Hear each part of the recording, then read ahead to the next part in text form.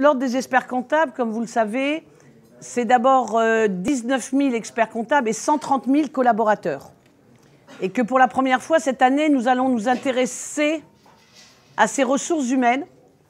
Aujourd'hui, au niveau mondial, il y a des normes qui disent, et que nous avons appliquées au 1er janvier 2012, dans le cadre d'un référentiel normatif, que pour donner la maîtrise réelle, sérieuse, de la qualité à nos clients, nous devions, les libéraux, et je dis bien les libéraux, faire en sorte qu'il y ait des manuels d'organisation dans chaque cabinet, quelle que soit la taille. C'est-à-dire qui fait quoi, comment. Et le comment voudra indiquer et permettra de déterminer la qualité du service rendu au client. Nous ferons en sorte de présenter ce qui doit être aussi, dans le cadre de nos collaborateurs, la possibilité de faire grandir cette profession. Ce qui veut dire que nous sommes 19 000 experts comptables et nous souhaitons évidemment au moins que plus de 5 000 de nos collaborateurs puissent, dans un laps de temps, je suis très claire avec vous, de 10 ans a priori, eh bien, être experts comptables. C'est de l'appel de la promotion sociale.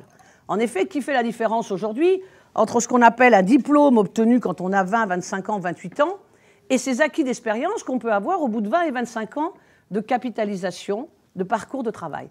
On est donc sur un monde où les experts comptables ont décidé dorénavant de s'inscrire, qui est de la modernisation tout court. Nous sommes très sensibles à la sécurité financière. Et donc, si on veut parler de la sécurité financière, la profession a une réponse. La réponse, c'est que les experts comptables salariés d'entreprise relèvent d'une éthique. Et c'est cette éthique que nous avons actuellement au niveau mondial dans un code.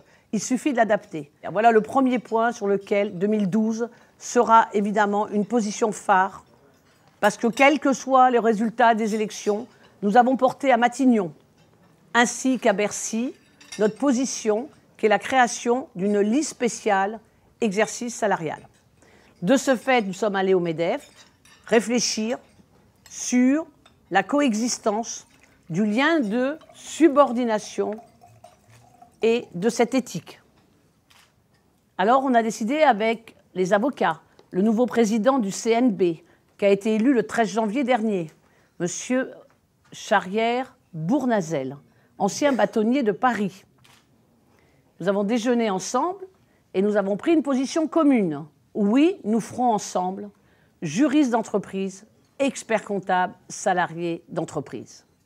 Et ça donnera du sens à ce que, dès lors vous avez une institution, eh bien oui, il peut y avoir un mode d'exercice libéral, plus un mode d'exercice associatif comme le nôtre dont je vous ai parlé, plus un mode d'exercice salarial, parce que ça renforcera la sécurité financière.